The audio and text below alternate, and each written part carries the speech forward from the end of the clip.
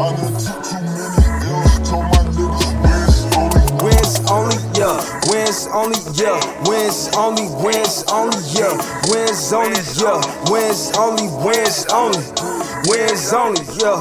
Wins only. I done took too many L's, told my niggas wins only. What up, y'all? And we back. We back. So, it's candor. Let me let you make sure I'm saying the right words, because last time y'all didn't correct me on that. It's candor culture. And we about to talk about these children, kids. Some people have them, some people don't. But we all got to live amongst them, you know. Some people got some badass kids, and some people have kids that is going to just be the model citizen. Some people got 2 in 1. Right. Two, Oh. right. But just better break it down. How are we raising our kids? How are we raising our kids? I know as far as for me, myself, I have a child that is near and dear to my heart, and I want to set her up for success. So it's so much of the thought process and what she thinks of herself, and not being consumed in this world. Like, you flow in whatever you need to flow in and feel strong in that. So it's more about mindsets and just not letting her feel like she's not just because she's a kid, she's not a person. Like, I like for her to make decisions. Even from her being like 2 years old, I would ask her, like, you want to wear this or you want to wear that? Like, making decisions and critical thinking. Not just, you're in an institution, school, Right. you know. And I was blessed because I was able to, until it was time for her to go off to school, she was with me. I was able to raise her. I was adamant on that. Her dad was, before he passed away. We were in a situation where we could afford to do that. So it was a blessing to me, because kids just watching you every day, they learn that way too. They're going to naturally pick up on things. But I want her to be not a follower, but more such of a leader. It didn't always start off that way because she had more of a timid spirit, but now baby girl has grown into her own. She's very good at saying what she wants, what she needs. That was a thing for me. Like, I think you have to speak life into your children. Like, and I think kind of that's what you're saying. Like, you have to speak life into your children. I remember working with this lady, and I used to hear her like on the phone with her kid, and she's like, that's not what we do, you know, this is what you need to do, and you're strong, and you're better than that. And it was just so different than what I'm used to hearing, like, in our community. It's like, get your act together, what is wrong with you? Right. You know, so it was just great to hear. Yeah, like, empowering your kids to be better. And I feel like they understand more when you can put it, like, when you can communicate it. It shouldn't always result to beating or, you know, chastising. You know, and sometimes it's just having a conversation. So speak life into your kids. I know even with Carly now, like, I had bought her this outfit, and she was like, I don't like it, and she threw it down. She threw it down, and I was like, okay, that's fine, you know. But just giving them the freedom to, like, express who they are. So that's one thing that I'm enjoying right now. Go ahead. Oh, the beating. That's what I want to get back to too. Like, I never really big on beating, but you know, things get indoctrinated in you from passed down. And once I lost my husband, I found myself raising a child. I never really had the time to grieve like that, but I realized that I'm carrying things throughout the day.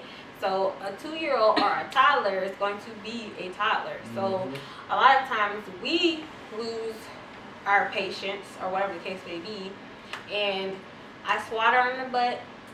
She continued to do what I told her not to do. So I was like, for me to be swatting her, she's continuing to do it, it's me. Like, I'm the problem. She's being a typical kid. She was sleepy, whatever the case may be. So from that day forward, I chose not to beat. Like, it's more of a mind thing. Okay, we'll come back to it, or let me speak to her in a way that she can understand. And when she's full, she's hungry. Like, a lot of times kids can't express how they feel because their brain is still like, we're not on the same emotional levels, maturity level. So you have to give it some space, you know. But beating isn't always the answer. And different kids have different personalities. You have to discipline them differently. And like, proper English for me, like proper English, it aggravated me when my mom used to like correct me and stuff like that. But now being an adult, like I recognize the importance of that. I see so many people, and this isn't being judgy. It's just something that I was intentional about. I would teach her to say thank you, not ta-ta. If you can say ta-ta, you can say thank you. Right. If you can say wawa, you can say water. Right. You know, and Wawa so. is a real word. No, but I'm saying, or like eat. Eat, just eat. Right. You know, and so like I find that to be important, especially being black and being an adult now. I recognize the importance of that. So that's just something that I was very, very intentional about. And that goes into just watching what you do around your children too, because they pick up everything. Like when I wake up in the morning, Callie wakes up with me. I get her up, I get her ready for school. I sit her on the sink, I wash her face, brush her teeth, and then I be doing the same thing. And then she be looking at me when I rinse my mouth out, get some water. She'll do the same thing and put her head over there, get some water, put it on her face and everything. So you just gotta be mindful for like some things that you say or do, and you don't know that your children around, and they might see you do the same thing, and then they end up doing the same thing you did, and then they do it in the wrong place at the wrong time, and then it becomes a problem. So yeah, just watch what you do around your children, and then just set positive examples. So if they do follow what you do, it's a positive thing, not a negative thing. I think you have something. One thing I learned about children, kids, and myself, right? Kids are a reflection of you. And I'm a rebel, right? At heart, I'm like a rebel. You know, I go against the grain and shit. You feel what I'm saying? And I gotta admit, my daughter and my son, they rebels. So I need some advice on how to like raise some rebels. because I be like, they be doing what they doing. I sit back, I be like, damn, I understand why you doing what you're doing, but we gotta do this though. Like we gotta do this. Like this is a necessity.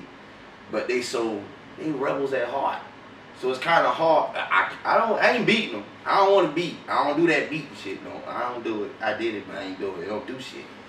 It kind of traumatized the kid in a way. It's kind of like scary and shit. And I'm like, I don't want you to be scary because you go out there, you can't be scary. Like, and I think beating kids either like make them susceptible for being bullied or they be the bully. You get what I'm saying? Because they really want to beat the daddy ass, but they gonna take it out on this little kid and shit. So I got a question though, before you, I'm sorry. Do you think like when parents beat their kids, like it's their frustration? Like No. That's all it is. No. That's all it is. No. Yeah. No. You think so? I- You don't think so? What? No. What's your explanation? I think every child needs a good tap on that ass. You know what I'm saying? Because I used to. I have one daughter, but I have 2 nieces, 1 nephew, and 1 little sister. So in total, I'm raising 5 children, and they're all different. You know, they all have different personalities. And I used to believe in the no beating, and I technically don't believe in like official beating. Like I'm not about to whip out no belt and you know slave master you, but sometimes you need that ass ring. But is it their fault though? Yes. But how? Yes. I think it's based on how they was raised. No, yes and no. Yes, you're right, because there's a foundation. But kids are natural deviators because kids, they create their own perspectives on what, if they want to get to that teddy bear, if you told them to stop, they're going to find a way to get there. You know what I'm saying? And depending on, that's why with men, sometimes it's just y'all tone of voice changes the response because they're just scared. Like, oh my shit, he for real. Or sometimes with women, it might come down to that, come here. You know, I can give you a prime example. And yes, parenting, all that stuff has something to do with it. But last week I was late. I'm gonna tell you why I was late. Because I had to get my niece together. So I was babysitting my sister's kid. She was out of town. Y'all met Zariah. Zariah's 9 years old. You talking about the two that cried? No, not them. They bad as hell too, but Zariah. Zariah is it's hard because Zariah is the first baby of everybody. So she's had it the most difficult because we all experimented in our parenting with her. And we were at my dad's house, and Zariah, she, first that whole weekend she was being disrespectful. She was being smart-mouthed, and I'm just like, okay, maybe she'll get over it. So she got her hair braided that night by my stepmom, who's her step-grandmother, and she wanted to stay the night at my dad's house, and I said, why should I let you stay now? You didn't have this attitude. Like, no, we finna go home. Of course, my daddy being him, oh, no, she could stay. Fine, whatever. She stayed. Next day, instead of me getting her in the morning, I let her spend the whole day there. Didn't come and get her until right before it was time to film. So I get there. As soon as I pull up in the yard, you walking with attitude. So I'm just like, well, what? I just got here. What's the problem? So I'm like, Zariah, what's the problem? Oh my God, it's long. So then I'm like, Zariah, go get your pajamas. Oh my God, just. So now you're damn right. I'm losing my patience because now you acting a fool. So I said, Zariah, go get your pajamas. As soon as I said that, she took her phone and threw it in the back seat of the car. Mind you, my daughter, her little sister sit in the back seat. So you'd almost hit one of them. Then you go in my daddy's house, slam the damn door so fucking hard to put a dent in the fucking door. Because you got damn attitude. I get mad when I think about it.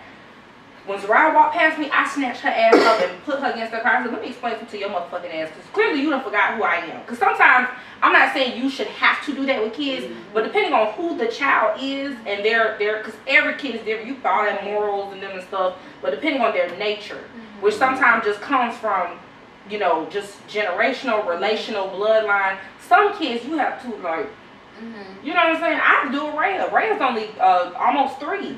And Rhea whines all the time, and Rhea is spoiled. Oh my God. And Rhea is spoiled as hell. Rhea, it's to the point for Christmas, they're like, what should I get her? I don't know if she got everything. Now, part of that's because I made her that way. I know that. I love her. She's the cutest thing in the world. I do anything for her. Her daddy, everybody who meets Rhea loves her, so that's part of it. But another part of it is I'm recognizing you don't listen. And the reason why I've been ragtagging that ass here and there is because, let's just say, we on the side of the road and I tell you to stay here and you walk across the street and get hit by a car.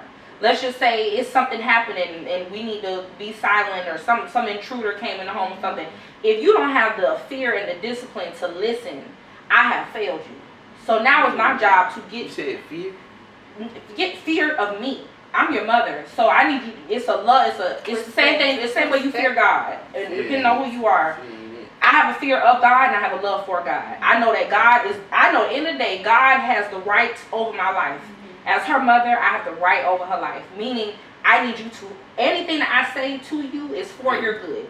I need you to understand that. And part of that is instilling a little bit of fear in how you feel.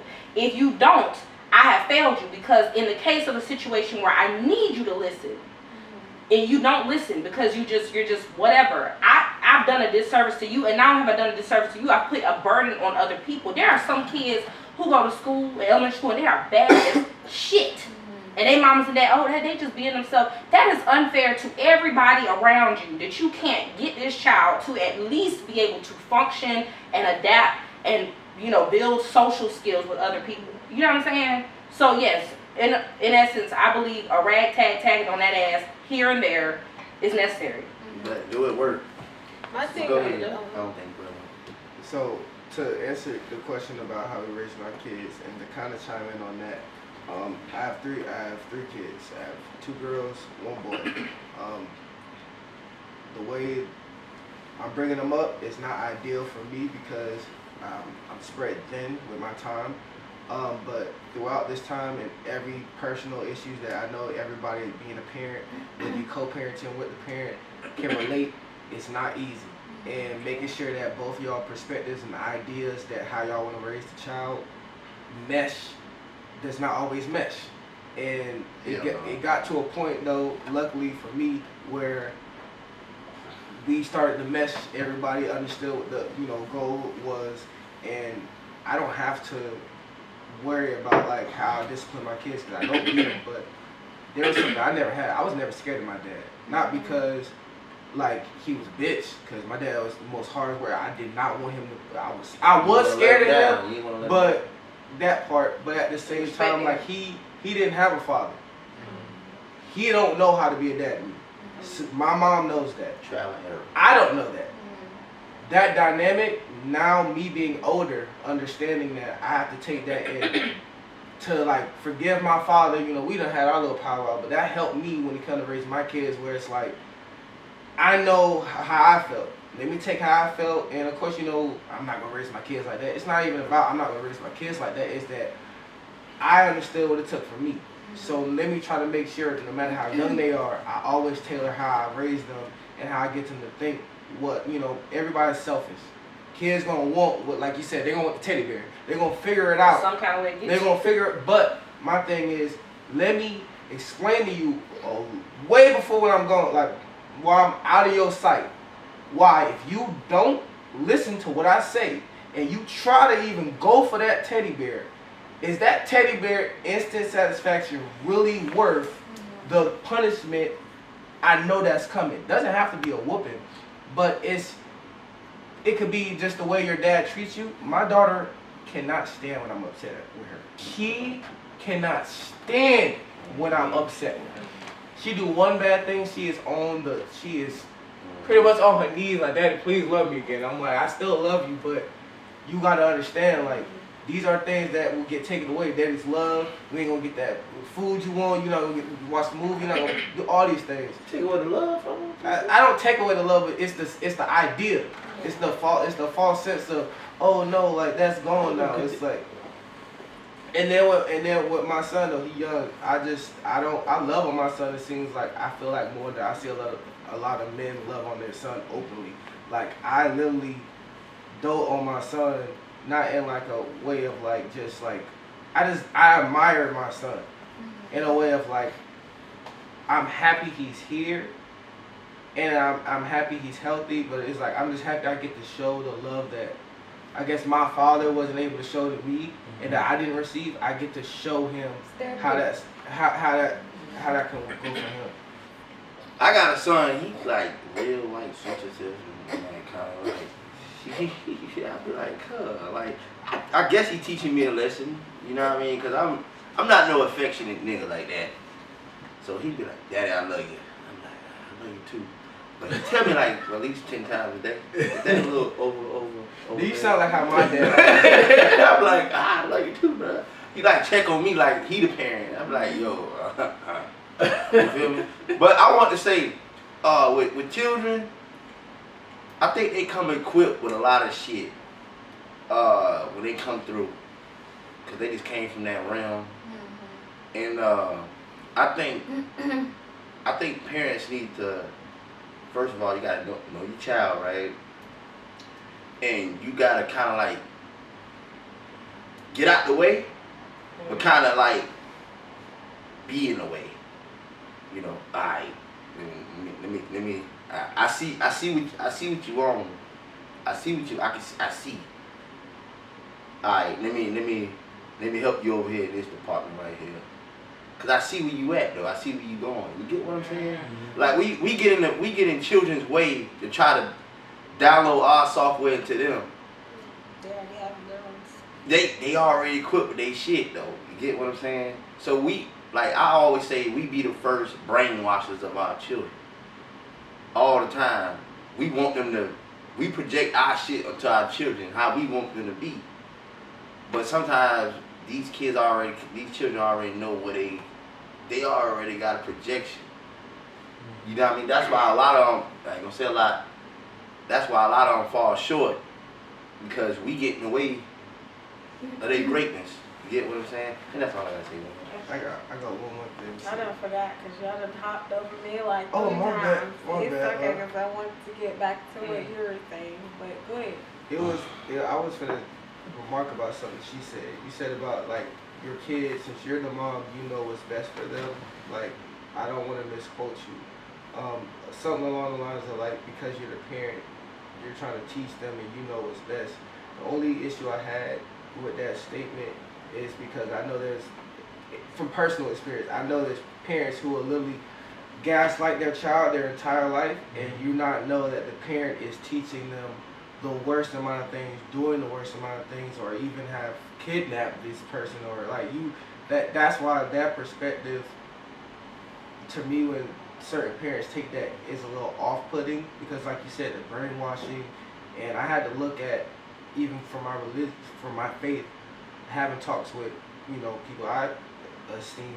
I'm like, even if my mom was not my mom, would I respect her as a woman? That's just the type of thought I had. Like, as a man, I know I respect my dad because as a man, he do what he, but like as a woman, my mom made questionable choices to me and for me. And I had to sit there and be like, would I really respect her in this instance? Because you're teaching me one thing, but then you're doing another thing. And then I have my grandmother who I hold to her esteem. So it's like, that trickles down though to how we raise our kids. And I'm just saying that enter perspective. Like you saying, there needs to be we gotta get out their way too. Because we already know the traumas that we don't face. Exactly. But I agree that. But I think that one thing, and I had to learn this too, even with my parents. I think that parents do the best of what they can do. I think sometimes, even now, we're in this like healing day and age, and a lot of times we put so much back on our parents, so we don't recognize, especially until you become a parent, you don't realize like, damn, like this ain't easy. You know what I'm saying? And I agree. I do agree that not that statement is misused and abused quite often. I do recognize in my instance, for my daughter, I'm doing what's in her best interest and the best of my abilities. And so at the end of the rainbow, when she grows up and becomes the woman that she is, God willing, she's an amazing person and she grows and adapts with whatever life brings her. But at the same time too, I do agree back to the statement of, your children are a reflection of you, because I do feel like okay, this is kind of something I wanted to get into. Our personal life impacts our children. A lot of us do not recognize that when you are woman or man having different people in your house, that's impacting your children. First of all, let's put them at risk on one end, because molestation is real. It's impacting them on what they're seeing, the behaviors they're seeing, on the level of prioritization they feel from you. If you're somebody who's, let's just say you don't have people over all the time. If you're somebody who's always on your phone, arguing with a man or a woman or somebody on your phone, arguing with a spouse or whatever in front of your kids, that's irresponsible. Or you arguing with random boyfriends and girlfriends in front of your kids. That's irresponsible. Now some might say, how is that going to impact my kid? But when your kid first has a relationship with somebody and they become clingy and needy or whatever because all they've been watching is my mom and my daddy being clingy and needy, that comes from you. You know what I'm saying? It's funny because when I had Rhea with her, when I had Rhea, me and her dad were not together, but I opted not to. What the fuck are y'all doing? It's like, what am I missing? No, I wasn't being like sharp. I was just, what is going on?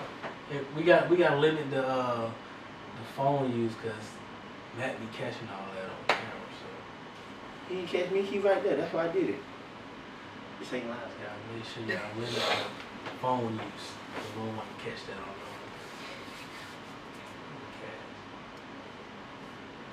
Did you finish? I mean, did you? No, you ain't finished, but go ahead. No, it's just the point. It's just the did point you turn on of. silent? Yeah, I put on vibrate. Okay. It don't matter. But y'all get my point. Go ahead. I'm sorry, Kirsten. Yeah, I'm sorry. Y'all fine. Son called. To get back to what you were saying, like I get the whole, because I told Lemon, I said, I don't beat you for a reason, because that's not the answer to everything, but you're going to get the communication. I'm going to talk to you. I will talk to you to death, but you're going to understand the concept till it reaches your brain to understand why. Like, I do have my moments where I get frustrated, and I do apologize to her. I'm just like, okay, mommy was frustrated, you know what I'm saying? But this is why blase, blase, blase. As much as I give the discipline, I give the love. Like, she learns more through compassion. There's times where she probably couldn't deserve this, but I had mercy, and you have grace. Like, it molds your kid's heart to be that type of person, but still be themselves, you know? Like, I'm human just like you. A lot of times parents have this whole, I'm right and you're wrong, and what I say goes just because. It's just like that thing from Matilda. no, you're wrong, and you're dead ass wrong, and your kids called you out on your stuff. Now, should you be respectful? Yes. And mindful and careful with your words, but it's the same way with them. Like, they are little people. So if you are talking to them in such a way, like if my parents talk to me and talk down on me, like, they're gonna take that from other people. That's not what you want to put out there, like, you know, and do the best that you can. No one has the right, like the Bible, to, oh, this is the specific way you do what's good for you, you know, and just know yourself. Once you heal yourself, or you know what you're working with, you become a better parent, a more involved and in tune parent. Okay. Okay. Go ahead. I'm sorry. Go ahead. I said what I need to say. Oh, can we like, parenting is very complex, you know. Like, I'm going around the panel real quick. Well, would you rate your parenting skills? Start with Teddy B. What's the highest? 1 through 10. 1 through 10. 10 the highest? 10 being the highest? Yes, and explain if you got more room for it. Like, explain a little bit. Give me a little disclaimer. I give mine about a 7. I ain't the greatest. I want to be though. Okay. But I think it's more of I gotta have like dealing with my job. I gotta have more time spent with my daughter, because the hours that I work, I want to have enough time. By the time I get home, she be knocked out. Right. So I only get to see her. So availability. Yeah, when I take her to school in the morning, or if I got an off day, I see her and all that. But it's just time. 7. Like 7. I'm probably gonna say maybe an 8 or 9. And I say that because, like, I first want to give kudos to, like, not single mothers but single parents, because as he said, no, but seriously, as he said, he's like at work all the time, so that kind of puts me in that bucket in a sense, and so it can be very hard. It can be very frustrating. You want me to start paying child support? Yeah. It can be very hard. It can be very frustrating. Sometimes you feel like you need to just go and get some fresh air, and you can't. You can't even use the bathroom because it's mommy. And so I'm working on my patience. I'm working on not being so, Callie, stop. Callie, no. Callie, you know, and sometimes I'll get my little flip-flop and be like, girl, Right. and she'll be like, but it works. Works, right. But, and so that's why I was saying 8, just because I'm working on my patience and working on how I channel my energy, like when I'm feeling overwhelmed, just because that will affect her in the long run. So that's why I said 8. I'll say 6. The reason why I say 6, I got a lot of room for improvement. I want to create an environment that I've seen fit for my children. First of all, my son's like stay with me. Like I'm always like he see me every day. My daughter don't, so I hate that part. You get what I'm saying? But I want to create an environment for the both of them. It's like things I want to do with them. I don't want them in public school. I want them home. Like, I want to create the environment to where I think it'll give them the best chance to strive and thrive in this world. Not survive. Fuck that surviving shit. I don't want them to survive. Even though I'm going to teach them survival skills and shit. But I want them to thrive. You feel me? I want them to do what they're supposed to do on this planet, on this earth. I just want to make it want to create the environment for them, and I think, well, I know I ain't did that yet, so that's why I give myself a 6. It's the most vulnerable I've seen. I like it. In turn. Talking about his I kids. know. Okay. It's always a soft spot. Yeah, there's always a soft spot in the brick. You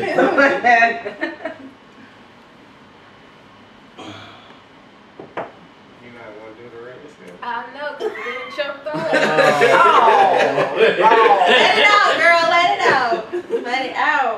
Don't hold it in. First of all, actually, you're a great mom. Y'all are good parents. Everyone is. I'm giving myself a 10 because, like, I'm putting my all there. Like, the desires I have for her life and just her thriving as a person, you know, it's there. And I'm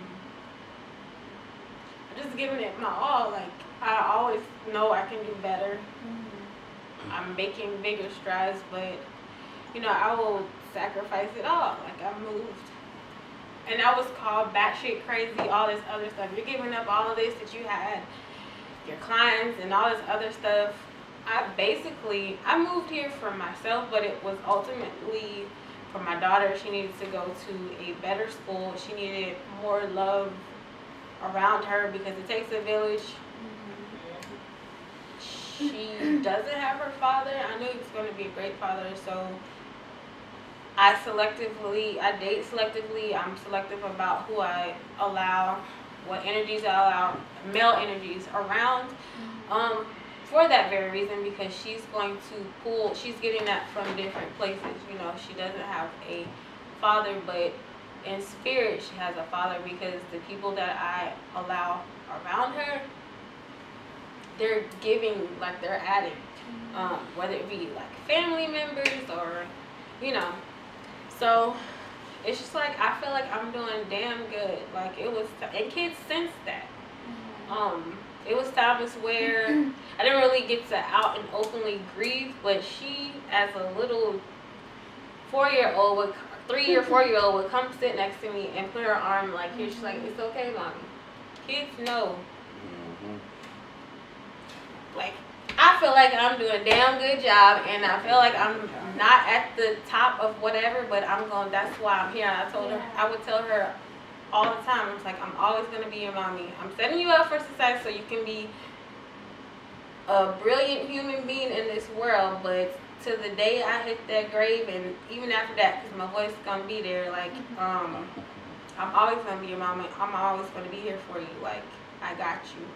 That's like the different type of bond. Like, I'm actually feeling it now. Before you go back, I just want to say, I'm speaking on behalf of Jakai and Ja. They're my children's name and shit. They think I'm a 10. Alright, go ahead. But no, real quick. I agree. And I will just say, Lena is always, I'm sorry, is that okay if I say her name? Fine. She's always First of all, that's a smiling, beautiful and just girl. her spirit is just like, you can be having the worst day, and she's just comes in with her smile and her hugs, and she's just, it shows. Your parenting, everything that you pour into her, it shows. Oh, thank you. And that's why I was giving back to her. I was just like, you know, I'm used to seeing you as big sister. He had to tell me down back. He's like, that girl got a whole husband up there. You're not my baby no more. You know what I'm saying? But I think I tell you all the time, like, I'm proud of the woman you've become, the wife, you know, the mommy I see you with her. And I'm just so proud. Like, Hey, Chris, why you never say nothing like that, bro? You already know what it is. I really am. I see you with her and I care for her. And those moments you have, I've had, you know how you sit in the car and you're like, you be crying with the baby be crying. Yeah. I was like, it was times, I've had those times, but you're doing an excellent job. My back tab. Oh no, you good. You good. I can't even. I ain't They would have their little sisterhood. I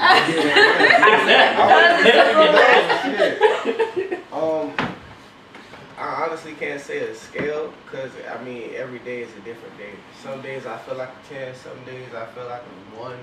Some days like it just depends on the day, honestly. Like you said, my kids probably gonna tell me I'm the best dad ever, gonna buy me the mug, gonna tell all my kids probably would say that. But I mean honestly, every day we don't feel like a 10. Like we had those moments where it's like, fuck, like, and then your kid you could be behind on some shit, you could have forgot some shit, and then your kid be like, I love you, and you like, See, let me go, you're Eric. doing good. Like, Yeah, you doing as long as they know, like that feeling. And so that's what makes it, make you feel like a 10. But I mean, honestly, I can't put a scale. Sometimes I treat that shit like a game. Like sometimes I come in, I probably drop 30, 40, and sometimes I break everything. I done forgot everything. I done fell asleep there or whatever, just doing whatever. Like. It's 2:30. That boy Westbrook. It's on you, Kirk. Big I'm gonna give myself a 10. Which y'all never Like, put look 5 fingers up. Go ahead and say it. No, but I agree. I haven't. My mother, father guilt is real. I haven't done everything right. Being I don't want to call myself a single mom because me and her dad, we got to really, this past Co-parent. year and a half of her life has been great. Yeah. Because we both had some maturing to do. Like, I was ready for Rhea in the external. I wasn't ready for Rhea in the internal. I had got the house together, got this, got that. And I thought I knew who I was as a woman. But then once she got here, I realized I had just, that day one, I just learned myself. I had just started the process of learning myself that day. And that came with some hiccups. And some of those hiccups, she was a casualty of it. You know what I'm saying? Like, not that anything has happened to her, praise God, but just, the needing, I need a babysitter. And, just because I'm spread thin. And I think that sometimes we just go so far and our unrealistic perspectives that get put out of what mothering and fathering is. And it's really just tailored to your child. Rhea is always happy, always taken care of, always loved. She definitely loved me. And I thank God for her. I'm like, is this a real kid? Like, is she really mine? Because sometimes it's like she just don't even seem real. Like, but she's mine and I love her. And, we figuring this shit out together. Like, it's literally just her and me all day. Just. I think your kids teach you a lot about yourself. Mm-hmm. Teach you a lot about yourself. And so they're our biggest, I think, cheerleaders and lessons. And there's so much beauty in that. Yes. You even gotta sometimes get on your parents. Right. Your parents be like, hold on. I'm the parent now. Yeah, I'm the parent now. I'm the parent. 'Cause my dad, he has like this rigid way of feeling like parenting should be. And I just want to tell my dad, I'm like, Dad, do you see me and Kristen? We a little fucked up. So I'm just saying, you ain't do all that good. So I'm like, I'm trying, because my parent, part of the reason why I feel like co-parenting because I'm not going to say it has to be in the household. I think that's the ideal, but sometimes it doesn't work. Part of the reason why I feel like co-parenting or having that extension, or at least that piece, is important is because, my parents were married and divorced and they hate each other to this day. Mm-hmm. They hate each other so bad that my nieces and nephews, the kids, don't bring up grandma in front of granddaddy, don't bring up granddaddy in front of grandmama, they can't pass each other in the grocery store, they can't pick each other up from It's on site. hate each other.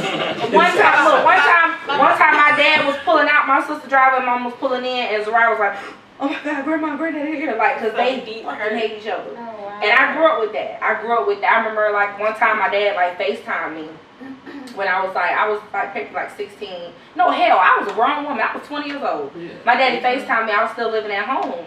And I'm on FaceTime with him just talking or whatever, and I had walked around the house, and my dad, him and my mom do shit to each other, but he made a comment about the roof. So then my mom was like, hey, look at that fucking phone. So then I hung the phone. I don't ever call that motherfucking nigga in my house. Don't let it, like, she went, my mama don't even talk like that. She's like, no, he cannot, don't FaceTime him or nothing. In my mind, my aunts and them are like calling me like, you should have known better. And that's another thing too, as black people, sometimes our families get so involved and we expect so much maturity from children. And my mom just think I'm just on the phone with my dad. But I don't understand the nuances. And so for me, with Rhea's dad, it wasn't a lot of room because it was a struggle, but I saw a piece of like, okay, we can recover here. And from that point, I just let him blossom, and I always show him respect. I may not agree with everything he does, but I'll let him do his thing, and I will have a side conversation, and we both at the end of the day focus on the point of what's best for her. Mm-hmm. And I feel like in that aspect, I tell mom and daddy, y'all great. Y'all might have been more established than me in other things. I give y'all points, but I think I'm more mature with y'all than that co-parents and shit, because y'all suck. Still to this day. So I'm teaching them through my experience. Yeah. So That's good. We'll see at Rhea's birthday party. Like, if I'm still that boyfriend, I gotta bring him. When you come, like, Robert, look, it's him. Yeah, all right, cool. Y'all, yeah. So. It's all about maturity too. Co-parenting. It's all about maturity. And if everybody could do that, it would be like a completely different world. I think it's so much toxicity, and we don't really focus on the children. Like, that's the biggest piece. Focus on the children. It's not about you. It's not about you not liking this person or whatever the case is. It's about the child. Yes. So that I applaud you for that. Even in your picking, I know I'm like going, it's just making me reflect on my life a little bit, but even in your picking of your person, like me and my sister both, it took a long time for us to enjoy our step-parent. Just because they were just different kind of people. You know, my stepdad had no children, didn't like children. Made it abundantly clear when he stepped, he just never gave a fuck. You know, he would just kind of sit there and mumble under his breath, we got on his nerves. And my mom would always say, that's just him. But then again, going as a child, I don't understand that. Right. And I shouldn't have to. I'm like, just feeling like, here's this man who just came to my house and just clearly don't give a shit about me. You know what I'm saying? Then it took until I became an adult. Like, and that's a 6-7 year gap before I finally got to know him. But it doesn't negate the 6-year trauma that I experienced. You know what I'm saying? Same thing, my dad's wife is like significantly younger than him. Significantly. And I got picked on when I was in school because she would come to my basketball games and they'll think that's like my sister. And I'm like, that's my daddy's wife. You know what I'm saying? And, you know, then like he always lived lavish. That's a weird pick on. I'll be annoyed probably them saying what they'll do to her. But No. And then like we grew up in a suburban area, so people didn't get divorced. So my parents got divorced and now you got mama with this funny acting man and you got him with this little girl. And like I'm just saying, we were just the epitome of like, and then my daddy always lived lavishly. He still does. He makes really good money. He lives great. So you have my daddy's like really bougie, really well off. And then me and my sister, we've always kind of like, you know, we you know, so people would ask questions like, you know, why y'all don't, you know what I'm saying? Like my daddy wife driving that car, they straight and shit. And me and Kristen, I drove a 1999 Buick. That was missing like rims on it, like literally it had just black shit on it. And I'll pull up in the yard and he'll pick on me and make fun of my car instead of like offering help. So it's just, that's what I'm saying. I feel like it's not only just in what you do as far as your parenting, but it's what personal life choices you make. Because I think as parents we gotta be honest when we being selfish. Am I laying down with this person? Am I on the phone with this person? Am I wasting my time picking up my child and dropping him off at 10 o'clock at night for my selfishness, or am I doing it because I'm really truly building with somebody who I know wants to build based around the parameter of me having a child, you know? Right. So. Christy has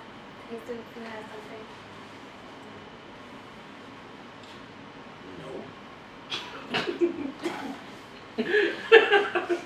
It's the way. Y'all touching on everything. Oh, okay. Y'all. I hope my mama don't see this. It's good that you brought up that whole scenario, or the realness of it, whatever you want to call it. But I do think how we speak about our kids' other parent, or even I had to deal with the grandparents. Like, we didn't always see eye to eye on certain things because I was disrespected a lot when it came to, because in their eyes I'm this little ass girl, you know. But I had to, you know, drop my coolness and have a talk, well, stand firm in my womanhood and talk to them like still in a respectable manner, but it's just like, hey, this is how the new sheriff is in town. Like, now the old law, we not doing this, because I saw how it's becoming toxic for, you know, just me. And it's right, because it was frustrating, and it was just like undoing everything that my hard work, you know what I'm saying? So I was like, oh no, so this is gonna be a problem. But I never speak ill of them around her. Like, she would never know that. Like, I feel like that's the thing. Like, no matter how much my frustration was, how bad it was, I didn't hate them or anything like that. That's something for me to deal with them, because at the end of the day, they're great grandparents, you know. I think that's the thing, like, the way your parents was rolling, that was it. But Ashley was at a birthday party last year. They said no words to each other. My dad came left. It affected you. It trickles down. Like, I think you blossom in a better way, but some kids, that could be traumatizing well off into their adulthood. No, you know. But I've also, one thing I will say is funny, as an adult, I'm doing it, but I got to the point I told mom and dad, look, and I've had this Red birthday party coming. I'm not having 2 fucking birthday parties. I just want to come. Right. You know what I'm saying? Bring your person, whatever. I'm inviting all of them.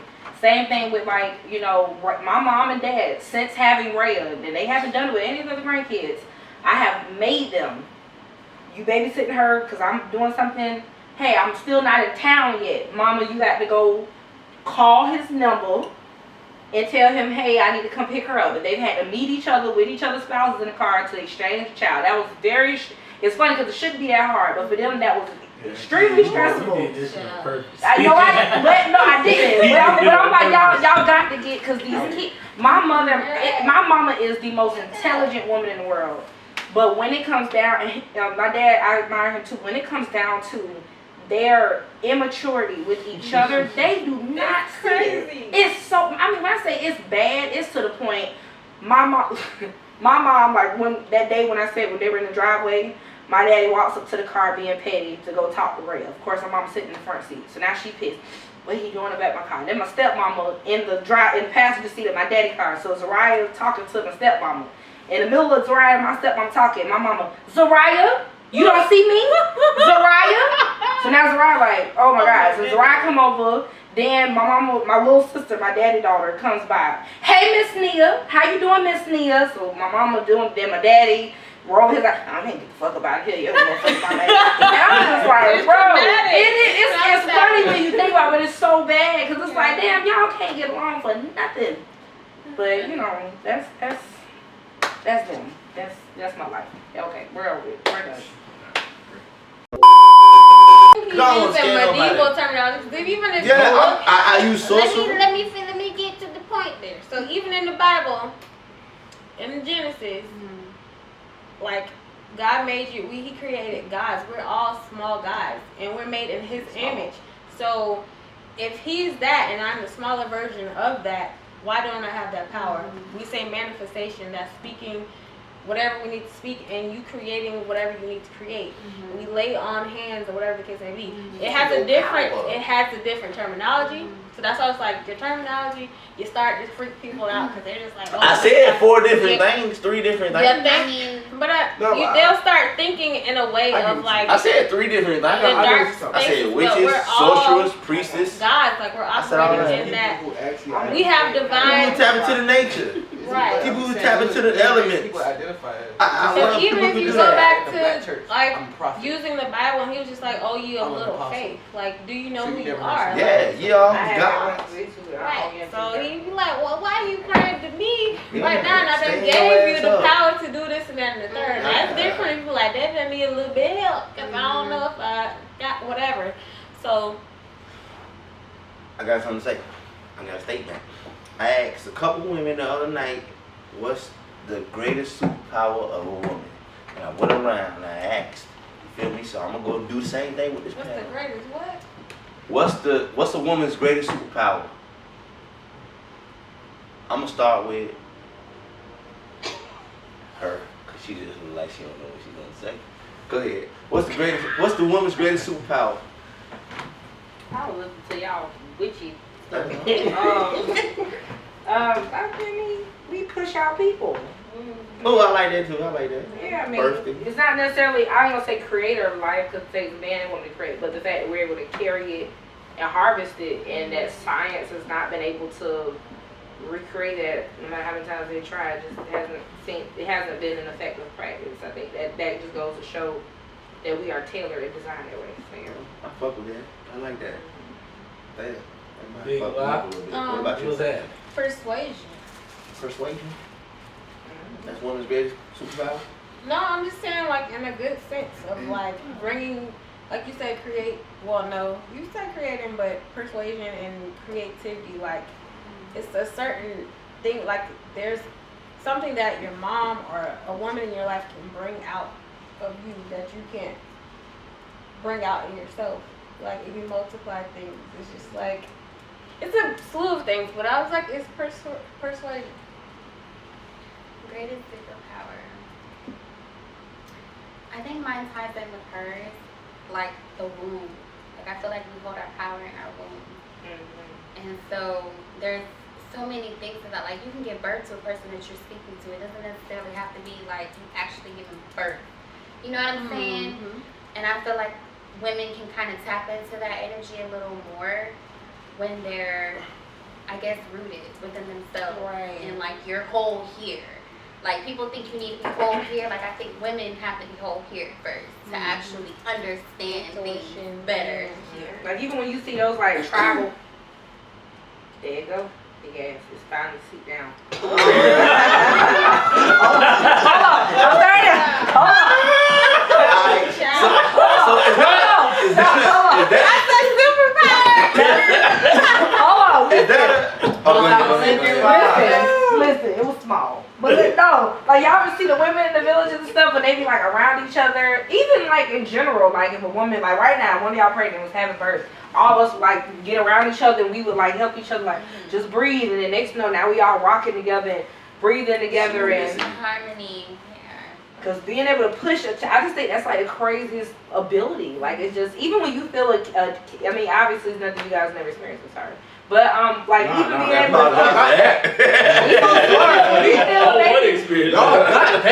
when you feel a baby moving you, it really does feel like alien. Like it feels like it's something moving from the inside of you. It takes a while to get used to. You know what's crazy?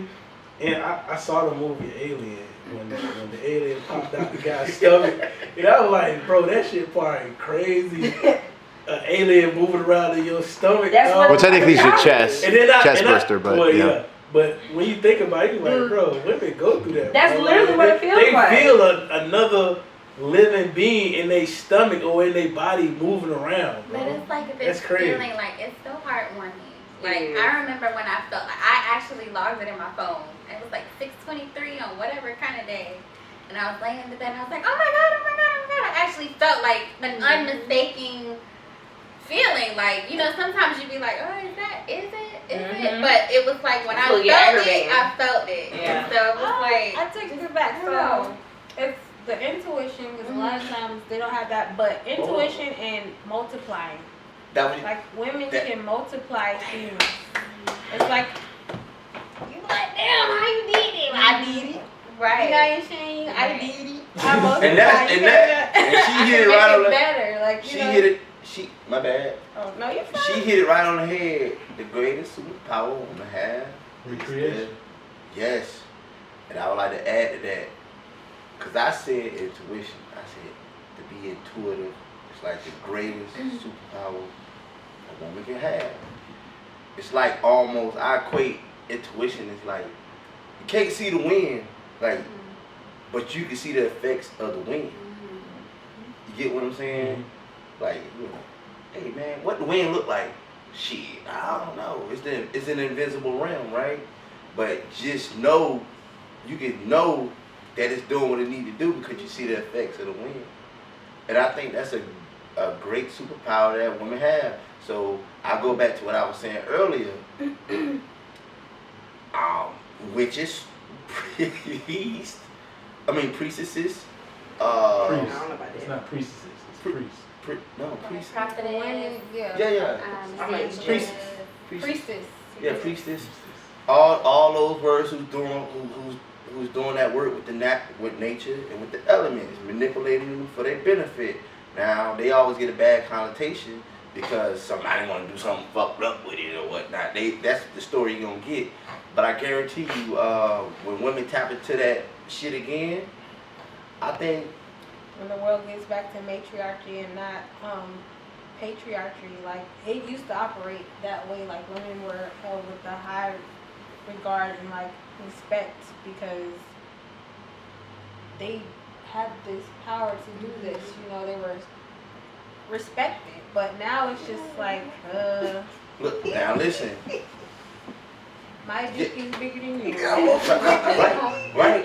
But I guarantee y'all can change that in a blink of an eye. If y'all do what y'all do. I'm sorry. Kevin was texting. I was reading. Stop reading my shit. And he went to send like this 3-sentence message and then deleted the whole thing and started retyping. I was like,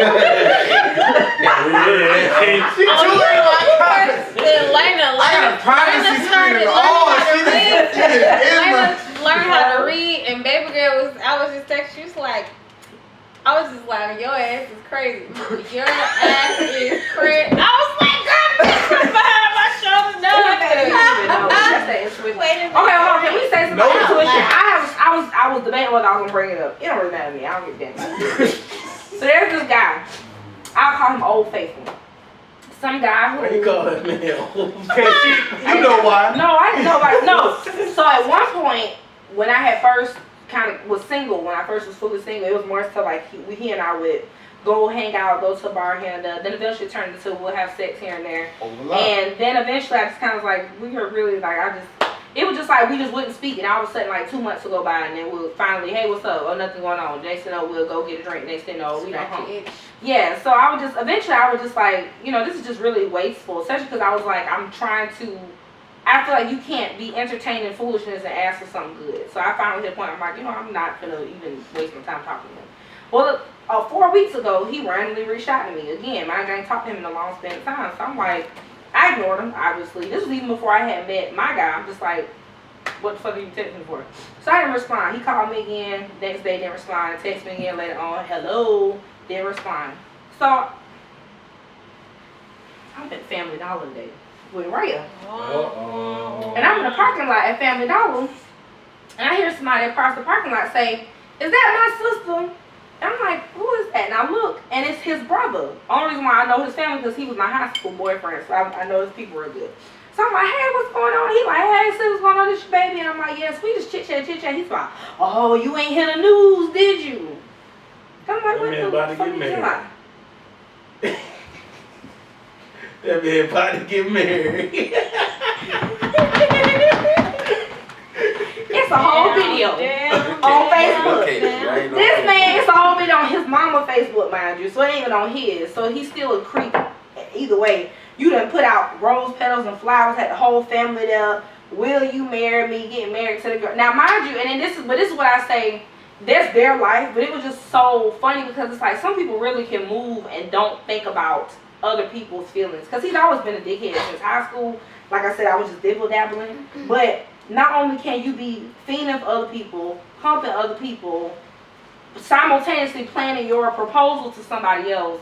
But then when he and I were like chit-chatting a year ago, he told me that he had got a girl pregnant.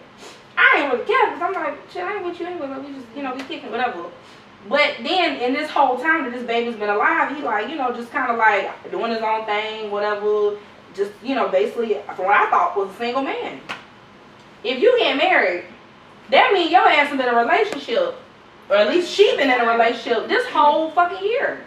And even though I'm not dealing with you no more, I know for sure, you've been doing all this whole damn year. So it just is so unfortunate because while I am happy for anybody who get married, it's like, damn, like a woman can, or not a woman, a person can go into something that's supposed to be so beautiful, completely blind, not even knowing that there's this other person who feels no connection to this experience other than I'm connected to you because we have like a child, I'm doing the right thing, but my dick is still curious about everything. You know what I'm saying? So I was just like, what? Women do that shit all the time. Yeah, I know. Firsthand. Like, yeah. Are you okay? Yeah, I'm okay. I know my role. I know my role. I know my role with a lot of shit, dog. I know my role with a lot of shit. I know what it is with me, because I know me, right?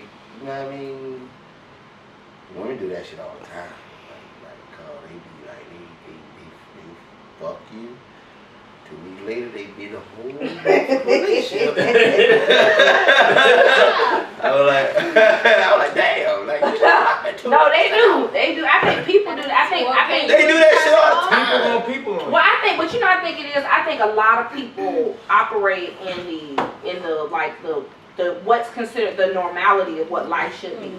You know what I'm saying? Like, oh, I'm going to stay in this weird, wonky relationship that I don't even go out and get drinks with the person I love or even go to dinner with the person I love, but I'm still going to entertain this construct because that's what it is. It's a construct. So I feel like some people don't even, I was listening to a pastor talk about this weekend on YouTube. Some people truly can convince themselves that they love someone when they truly do not. But they convince themselves based on the construct of what love. Okay, we got a kid, we got this, okay, well shit, I love you. You know what I'm saying? But it's like, really, you don't, because tomorrow, if somebody calls your phone, say, hey, ready to bone, hey, doing this, your ass will be long gone. You know what I'm saying? This is the thing about not having patience. Okay, so this one particular person over here could be giving you like the emotional aspect or financial, like a man that's stable or whatever the case may be.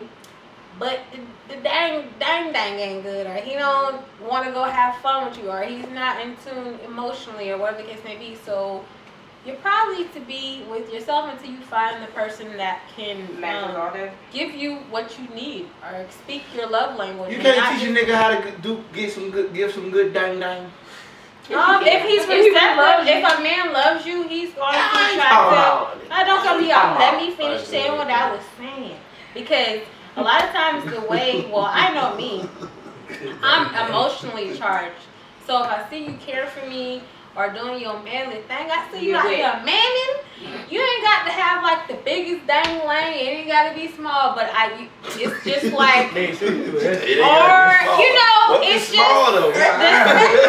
the sex is going to be, it's a more of an intimate thing, because a woman is here and here, like, it starts at the beginning of a day, like, or how a man charges you, like, just little small stuff, like grabbing, telling you you're beautiful, or I took care of this for you, or this and that and the third. It puts you in a safe space in your mind to be feminine and soft, and just allows you. With a little dang lane.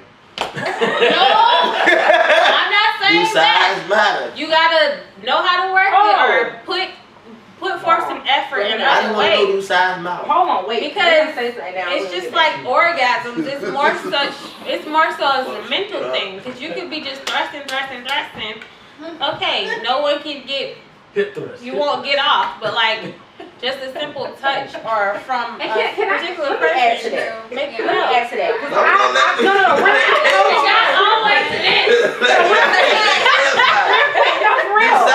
For real.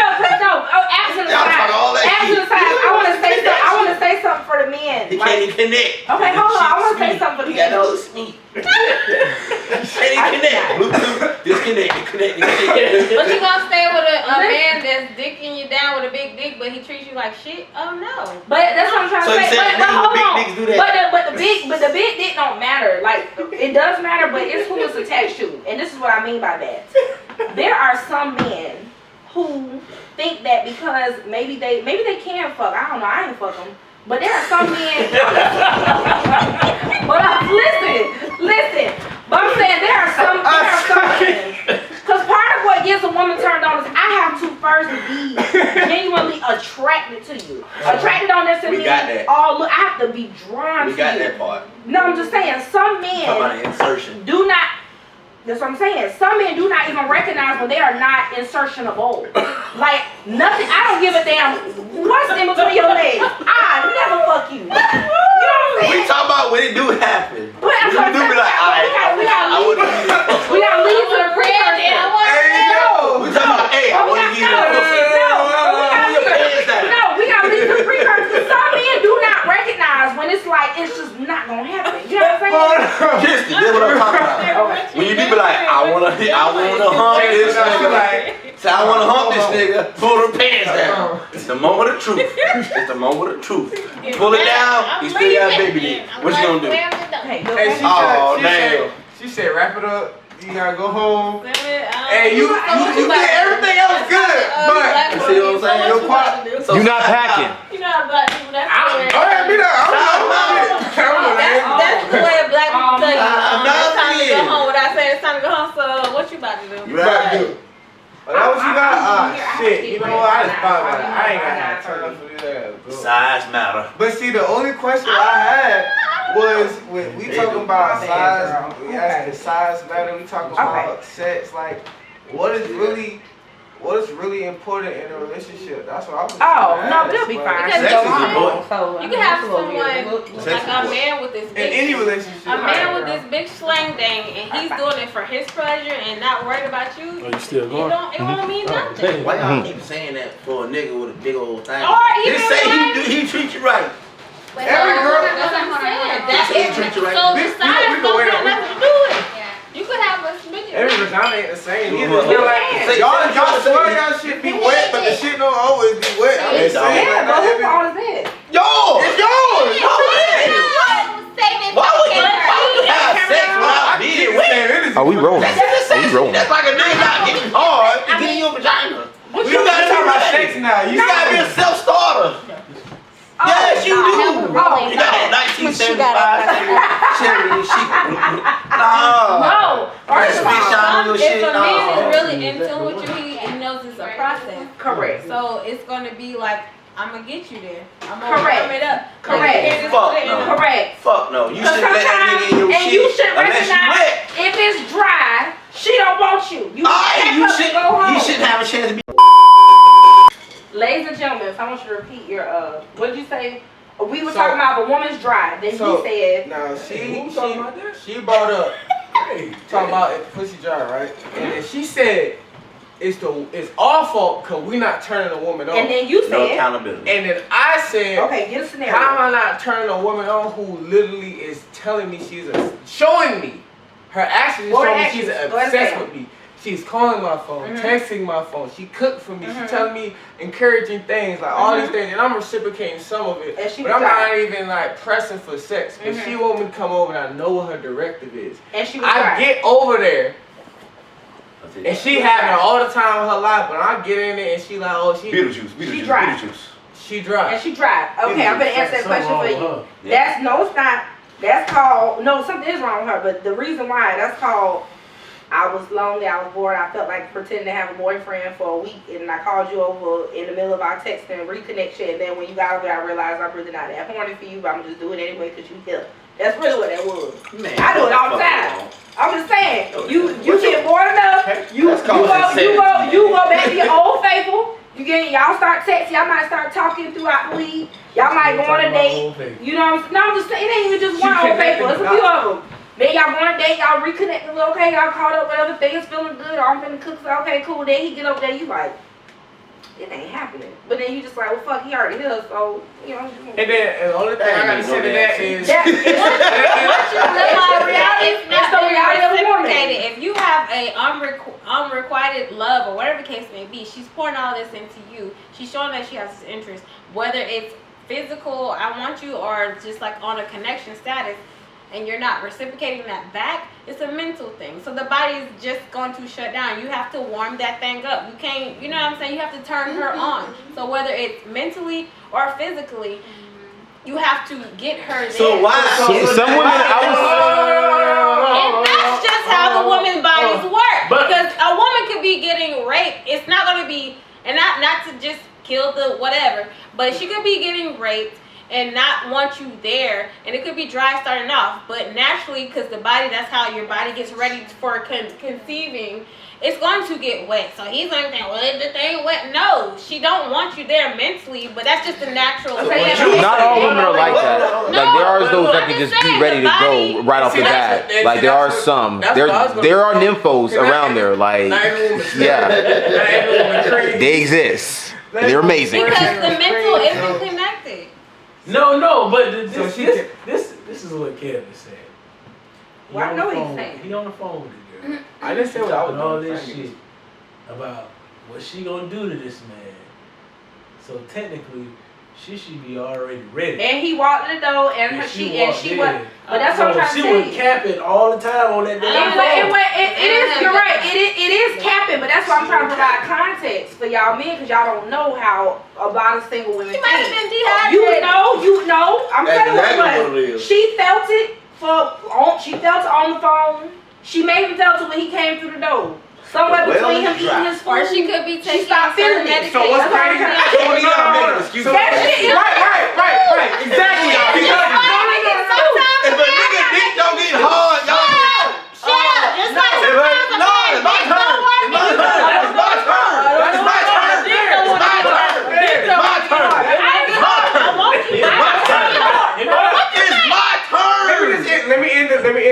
scenario because they trying to go off of that one scenario. And I'm gonna say this: the reason why I don't accept the shit you saying is because just like how women don't make every excuse. Just like how women be like, oh, you not the only nigga, you not the only female. So when that same shit and another female do the same shit, and she get me that amazing water, everything. But that's not the point.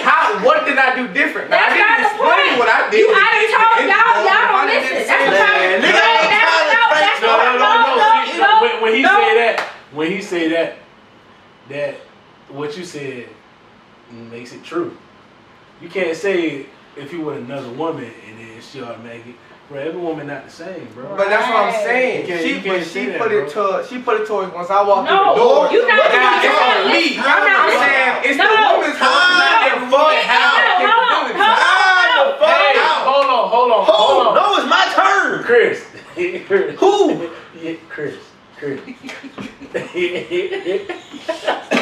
finna Hey, Sue. Calm down, man. Calm down. Let Kirsten say what she got to say, and then you go next. That's what I'm trying to get you to see. I'm not trying to insult you. I'm not Listen. I'm literally giving you the answer. This is an answer that majority of the women who have went through a single semi-whole phase can identify with. Viewers too. She wanted it in text messages. She wanted it on the phone. She wanted it when you walked in the door. Somewhere in there. She stopped doing it.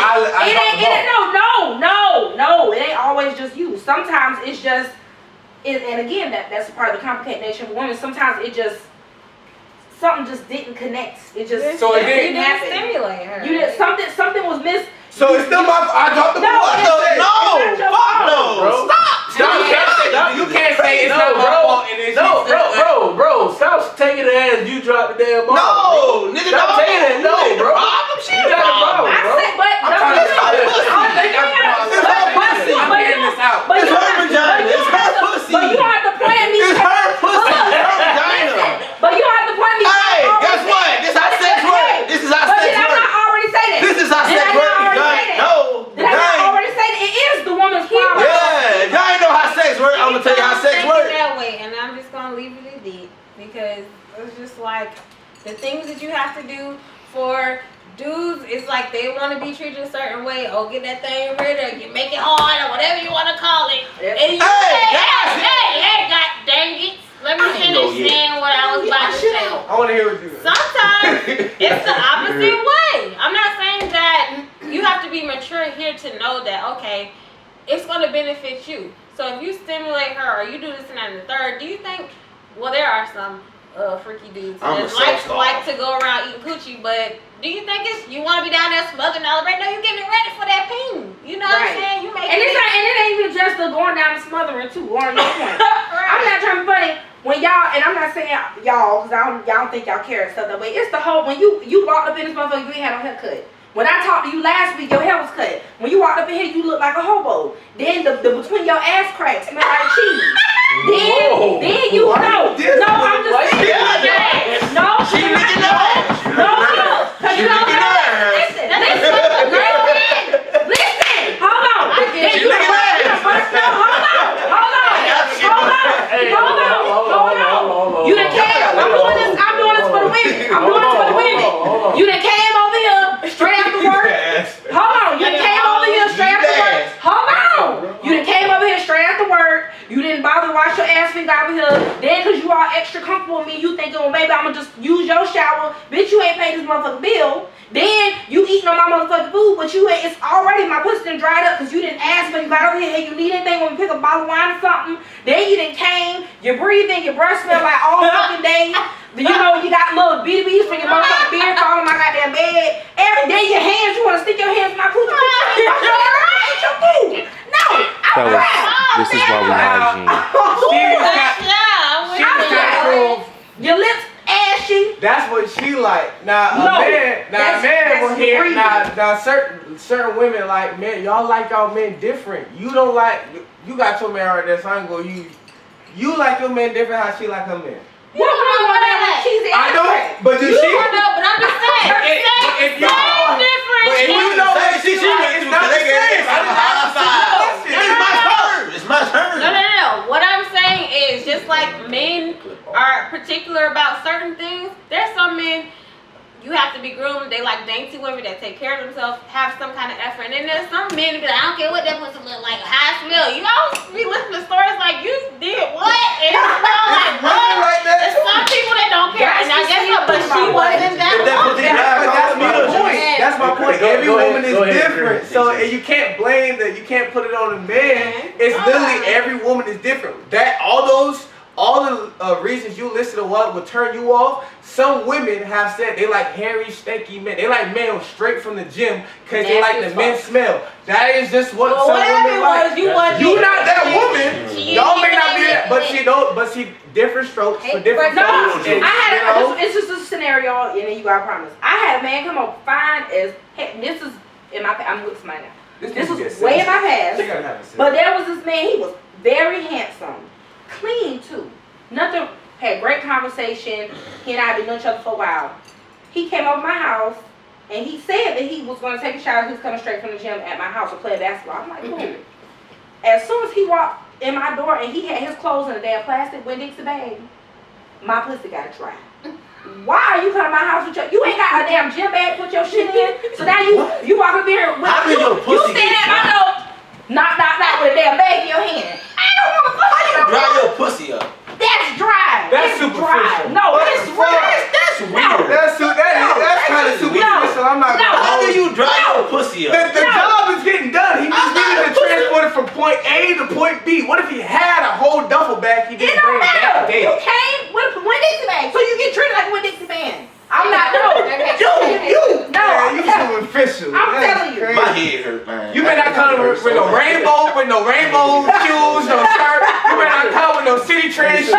You better not come with no Forever 21 shit. No. Bitch, you better get that shit out of here. You better get all that shit the fuck out of here. You wanna be superficial like that. You better be Gucci and Versace, everything. I better not see JCPenney, Macy's, none of that shit. Some men don't like it when a woman feet ain't done. That's similar.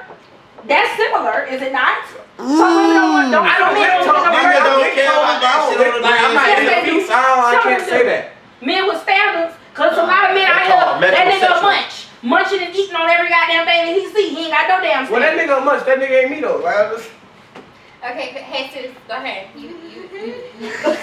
I'm gonna get down to the nitty gritty, I'm gonna get down to the nitty gritty because I thought sex was supposed to be wet vagina. I was saying pussy, but I ain't gonna say it. I said it already. Wet vagina, hard dick. That's not how sex go for everybody. No, listen, man. I'm talking about the simplicity. I ain't talking about complexity. You talking about heterosexuals. Or a wet booty hole. You see what I'm saying? That's why she smoked that cheese down there. She like to go explore that butt booty. Stop. Eating groceries. Oh, Lord, I need something.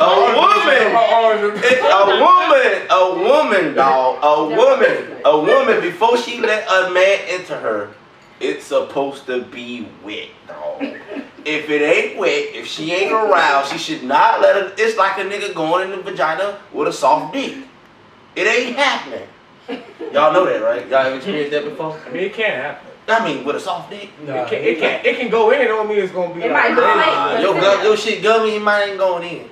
I don't know. Well, I mean, not everybody gummy state is the same. I know what you mean. But let's talk about. Talk about you. What is gummy? What does gummy mean? What does gummy mean? Gummy means If you don't know, then you don't even. It's just hanging in like that. And you look at him like, what's up, nigga? Like, you gonna get in there? Like, when you catch a nigga off guard, like, oh shit, what you want to see? Man, yeah, like, yeah. Show him how to do it. I'll be right back. A woman a woman that should need some oil change, transmission fluid, all that stuff. No, none of that shit. It should but y'all need to know sometimes when y'all be confusing wet with dirty discharge now, because sometimes a woman might be wet for the wrong reason. Y'all just stuck y'all dick with some bacteria. I'm just saying. All of the bacteria, if you ain't know. Yeah, but discharge is different kind of bacteria. It is. If it's just voluntarily discharged, So that cream and shit, what's that cream and shit then? Let's not talk about I think cream is discharge, ain't it? Okay. It is certain people. I was like, oh,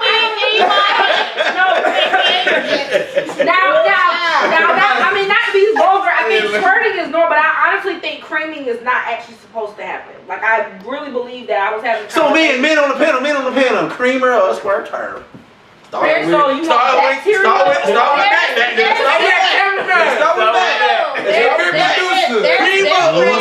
There's different levels of it. So if there's times where I think we already been through the thing. You know what? Let me see what I hold want up. to say. So Okay. I did that. Why did Yeah. I? The symbolism.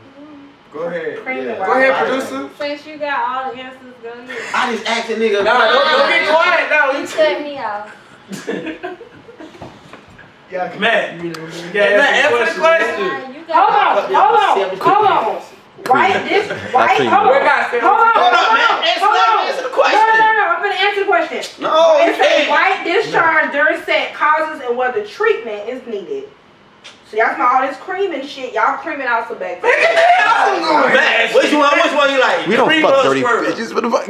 You like cream or Everybody's squirter? discharge Creamer. is different. Everybody's Huh? not. Creamer. Okay, white. Can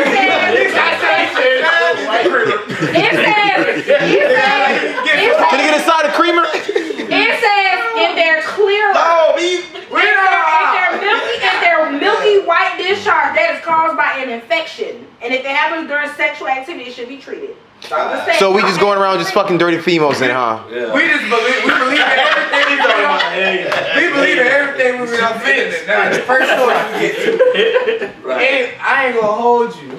A woman should not voluntarily be creamy. I'm just saying that shit is not. It depends. It depends on if I have to wash the sheets or not. If they mines or not. If I ain't gotta wash the sheets, I love a good squirter. But if I gotta wash the sheets, Hold up. Y'all getting nice. I like that. Yeah. He's nasty. And you It's a podcast. We can't talk about it.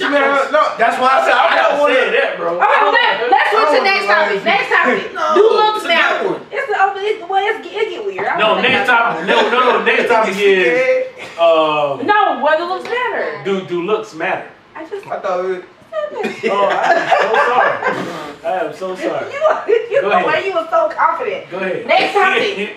What she just said. Does look better. I don't know, but hold on. I think I could answer for the man. Are you sure? You had cream? Well, yeah. No. I want to hear from each everything one. around. But I got something to say though. I mean, of course, looks matter to men, cause I mean we are physical people. Like we like what we see. Of course, looks matter. It's what comes with looks though. Like, do looks only matter? That's the question. So what you rated at in your engaging a woman? What you rated at? 50-50. damn. Alright. You gotta have looks and you gotta Somebody have sounds brains, bro. shallow. It gotta be even. Nah, I ain't shallow, that's real. Alright, so what about a woman who got all that goddamn makeup on and shit? Alright. Oh, okay, you want me That's what y'all go for on You Instagram. want me to See, you I'm want me gonna to start answer with that. I'm gonna answer that in my response about that. I think men at the end of the day, we all like what we like to see, but at the end of the day, we know who take care of us. So it's like, So you want and we know how to, like, depending on if you're selfish or not. But we all know, depending on what your goal is, some men really look for love, some men use women, some men in between. It just is what it is, to be honest. But if it comes down to, do looks matter? No looks don't matter. We can look at any celebrity rapper, we can look at any celebrity actress, we can look at any probably in a common man. Looks do not Yes, they do. necessarily matter until a certain point in your own life. If I don't So care, it matter. I don't care. To be fair, am I gonna pick looks for who I'm like trying to marry? Yes. Nah, I mean. not necessarily. I mean, if you want, No, but but we're not gonna marry nobody ugly. So that's the difference. But You're not nobody gonna thinks say, that "Oh, we're wow." married. this is a It's everybody general else. state, bro. It's just simple, bro. Do looks matter, bro? Looks don't matter. Looks do not matter. I think they do. And I think that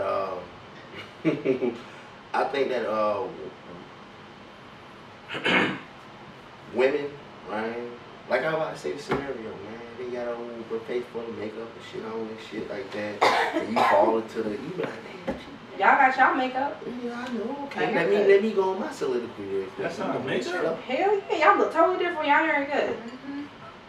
That's not a makeup. That's y'all Yeah, That's hygiene. It's not that drastic. It's not that much. It's not that much. But That's grooming. That's not makeup. It's not drastic. That's a form of make it up. No, it is Yo, not. that's actually a culture thing because honestly, in certain countries, something like if you want to even get afro, something like in some religions, you're not supposed to cut your hair, you're not supposed to trim at all. You're just supposed to let the shit grow. Like this is it's just really a culture thing. It's how you feel. It's like that's just. Yeah, beauty is subjective. You know what I mean? Yeah, it is. But when you don't get a nigga when you don't get a nigga the full you in your natural state without all the enhancements and all that shit, that's kind of fucked up. You feel what I'm saying? So like I want to see a woman. I want to see a natural hair, makeup off. Well, you done eliminate all of us right now. Well, shit, it is what it is. I been talking about my personal preference. You feel what I'm saying? In a way. But would you really look at her off rip in the grocery store, natural hair, no makeup? Like, would you even pay I like the attention? costume. Okay, so okay. I like the costume. I like the costume. You feel what I'm saying? So the costume is what first gravitates you, but you want to see everything else. I want to see everything. I want to see everything. All the blemishes. You're talking about women that wake up in the middle of the night to put on makeup and For their husband. like, I don't like that. No. right. Yeah, So I don't like you that. want a woman to be able to be comfortable in both. Yeah, I want you in your natural state. I want you to feel great. If you don't even got that shit on. You feel what I'm saying? But what if she don't have? What if she don't have like? Well, that's why I look smarter. You ugly duckling, you I'm glad to see a woman out here. It's a lot of ugly. Yeah, what I'm saying. I love about it. Like, I like the natural. I like the natural shit. if I like you at your worst, that's how I'm gonna see you That's pretty much the exactly. majority of the time. So, But hold on. so I'm, Yes, yes. no, Hold on, this is us if we actually get married, if we're in a relationship, Let us go. you're not gonna be dolled up 24/7. Right. So if You're I not. see you in a bonnet, that's how I'm gonna see you more than likely. If we take this to a Right. long It's more than a term. bonnet. So if I get turned on, like, oh damn, let's see. But it's more than a Like I was saying, you know, it's all about a confidence and making decisions. No one can do confidence like for you. Like you can still go get your titties fixed and be not confident. Like, so do what's best for you. You know, make the decisions about your body. Don't do it off of what you think your man like or this and that and the third. I mean, if you're married, do consult with your significant other, but ultimately if someone loves you and they want the best for you and they feel like that's going to add to your happiness, I don't think it's like a harmful thing. And then if you want to do it the natural way and go through that journey, go do it. Like, just stand on what you believe and don't let anyone persuade you or make you feel a type of way for making a decision that works for you. Every And I would man, let's go get a 6-pack surgically. Let's go get our hairline pulled back up surgically. There's some men that Let's do go that. put some inches on our dick surgically. Let's go put some That's not inches bad. on our knees so we can be 6'4". I don't think they do that. There's No, they do. some And we men just feel that like do. it. There's some If we ain't confident in ourselves, let's go do that shit. because man. there's Let's do some that. men That's a that bad they need. Let's do try that to shit in mass. they try to make up for it That's in all different look like areas. the same So if nigga. you're self-conscious about a certain thing, you either gonna overdo something or you're going to try to make up in another area. So just like a man with say for instance something happened to his peen and he ain't have one, he's gonna be extra like trying to get the woman to stay or be there in a more, I don't know, like this facade. And it just could be how he is, but it's just, you know, that's, he feels less than, you know what I'm saying? So, I mean, men do things too. It's not just women. No, I'm gonna say something. No, the hell they don't. Okay, Not on the but mask. Not on the flip mask. side, I have had plastic surgery. I have had. Oh, I only had one. Well, I only had one here, but I had like my eyes, my retinas in my eye. Anyway, I had a tummy tuck after I had my daughter.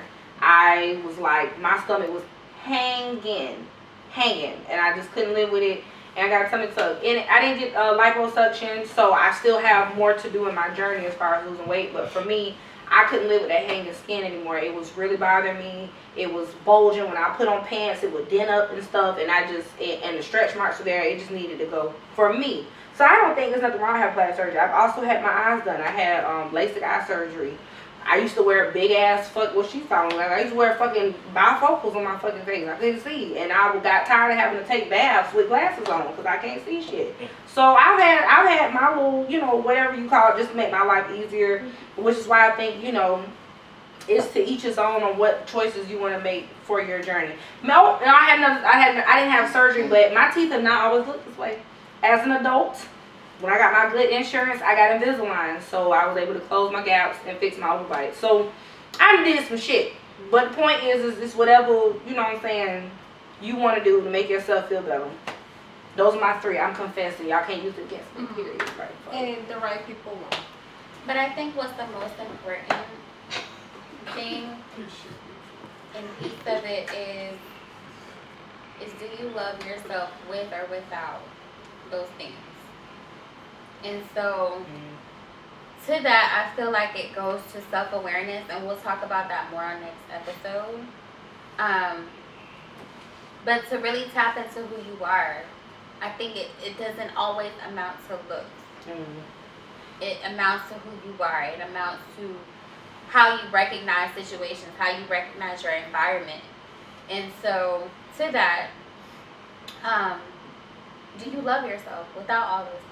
Hell yeah. So you don't love yourself? Oh, you trying to speak for the women? Andy. Oh no. I love me some me, baby. Let me tell you something. I love me some me to the point where I would have sex with me, but I can't. So therefore, I let somebody else do it. But the point is I feel like get somebody else to do it. But the point, but you have to. You know, depending on what ailments, I'll say in my closing is that I'm a chocolate woman. You know, growing up, I was picked on. I was called names. People would call me like Haitian, even though I wasn't Haitian. They'll call me Haitian and try to use that to make it sound like I was ugly. African booty scratcher, burnt crispy. I got called every name. You know what I'm saying? And then thank God I was able to love myself to that time, because then we jump to the future and it's like being dark is like a thing. You getting the tan and being blacker is like popular. Like and it took me so long to like look at a black skin and be like, oh my God, that's very beautiful. So, you know, I think that everybody's journey of self-acceptance is different, especially based on society. But I think that if you can always look at yourself abstract of the reality of whatever's going on socially, that you can find some really beautiful things that you may not have noticed through the eyes of other people. So, this one for the dark-skinned girls. I know Beyonce made a song for dark-skinned people. I don't know how I feel about it coming from her, but I get the point. Hey, love yourself. Don't let nobody tell you different. Don't let nobody tell you that you don't look good. If you think you look good, if you know you look good to yourself. Don't try to change yourself for nobody. Accept yourself. And if you don't look good, just do something. Get some plastic surgery. That's not what I said, but do something about it. Plastic surgery, whatever it is that you need to pour into yourself to make you feel as great as you are, do it. And sometimes look good is just hygiene. Not trying to be funny. True. Attempt some different cosmetic routines and stuff, and you'll find some changes take place. Men, wash your ass. Don't be smelling like cheese. Miss the whole booty crack. And don't wash your feet when y'all in the shower. Just let the water. If all the water runs down from here to here, the dirt hitting your damn feet in between the crack of your toes.